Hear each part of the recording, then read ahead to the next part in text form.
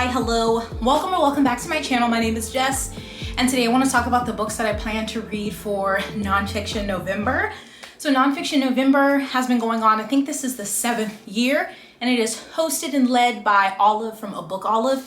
I've never formally participated, but I've heard about it. But this year I'm officially participating, and I have some books that I plan to read. So the whole point, the initiative of Nonfiction November really is just to get to read a nonfiction book and read a little bit more than you normally do. So if you don't, maybe try to read one. If you normally read maybe one, read two, so on and so forth. So I try, or have been trying at least over the last year, to read about 1 to 2 nonfiction books per month. So in November, I'm gonna go big and try to read 5. Yes, I'm going to try. One though, I have already started, and I just need to finish it because I've been currently reading it for a long time.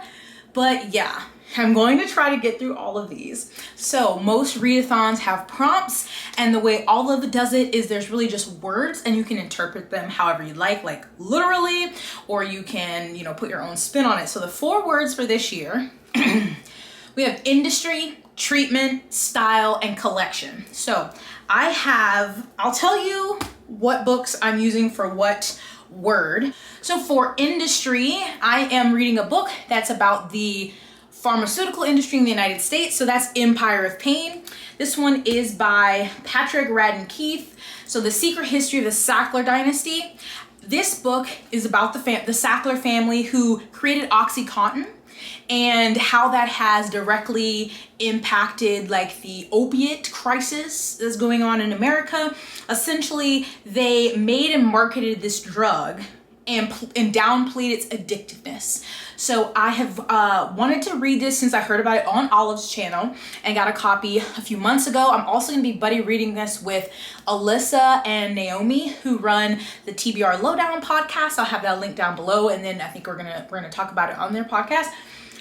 Olive said that this one, you need to have something happy and positive lined up to read right after it.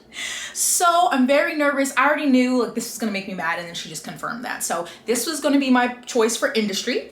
For treatment, I went with medical treatment, and I'm going to read Medical Apartheid by Harriet A. Washington, The Dark History of Medical Experimentation on Black Americans from Colonial Times to the Present.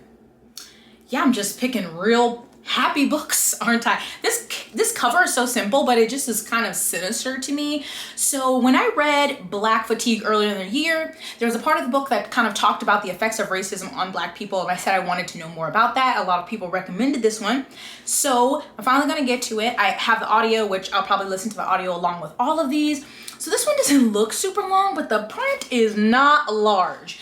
But I've heard this is just a really good and thorough account. I know various things throughout history, but this is definitely going to give me a lot more than I know on my own. Oh dear.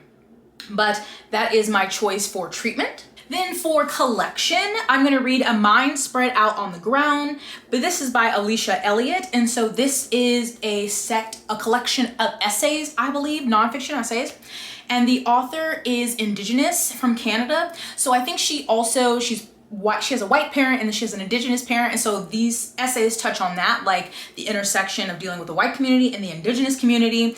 It also says parenthood, love, art, mental illness, poverty, sexual assault, gentrification, and representation. So I've heard really great things about this collection of essays, so that's going to be my choice for the collection word. And lastly, for style, so this is the one I'm really kind of going out on a limb here, but just go with me. This is not a different style, but it's a more scientific type of book than I normally read. So that's Why We Sleep, Unlocking the Power of Sleep and Dreams by Matthew Walker, PhD. So this is the one that I already started, and I had the audio from the library, and it got returned, and then I just hadn't got it back.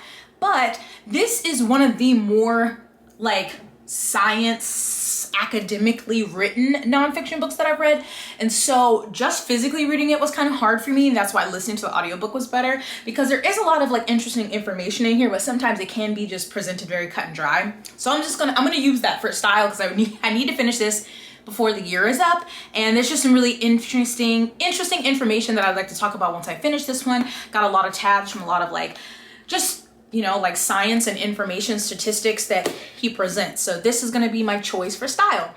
And then lastly, not for any of those prompts or words, but November is our next Book Community Read book club pick, and it is Braiding Sweetgrass by Robin Wall Kimmerer. Indigenous wisdom, scientific knowledge, and the teaching of plants. So we'll be reading this during November. We'll have the live show in December. This, out of all of these, I think is the happiest one. I mean, Why We Sleep isn't like depressing, but I mean, it's not really joyous either, but I've just heard really great things about this and heard that it's beautifully written. So this is going to be my 5th nonfiction pick for November. Whew. So my plan, my God, my plan is that in addition to these and whatever I didn't finish in October, if I have any time, the only other books that I have on my mind to read are maybe some middle grade, but I don't know if I'll be able to get that in. I got a lot on my plate right now, but I really wanted to participate and, you know, go big in November for Nonfiction November, and these are ones that I wanted to get to so I can obviously talk about this book with Alyssa and Naomi. Someone messaged me on Instagram after I finish this one to talk about this book too, and then I just have wanted to read some more Indigenous literature in general, so these are 2 Indigenous nonfiction picks and then one I need to finish. So it is ambitious. But I know y'all are amazing and you will encourage me in the comments. But I would love to know if you are participating in Nonfiction November. Do you have any books planned? Maybe if you are looking for a certain type of nonfiction book, you can put it in the comments and maybe someone can recommend you something. Maybe I've read something that I can recommend you. I know Olive has a ton of videos, like she reads primarily nonfiction on her channel. So I'll make sure to have her announcement, and maybe she has a recommendation. I think she has a recommendation video already up down below, so you can check that out. But I'm so happy that now I have stepped beyond I've stepped out of my comfort zone, because I really did think nonfiction wasn't for me and that was boring, and I just had to find the kind that I like and realize really the listening to the audiobook, following along, and being able to like annotate the physical is my jam. So that's it. Wish me luck. I hope you join me. I'll probably do some reading sprints, and you know, I always do random reading sprints, so always look out for those. But that is it for this. Thank you for watching. I hope you stay blessed, hydrated, moisturized, and sunscreened, and I'll see you in my next one. Bye.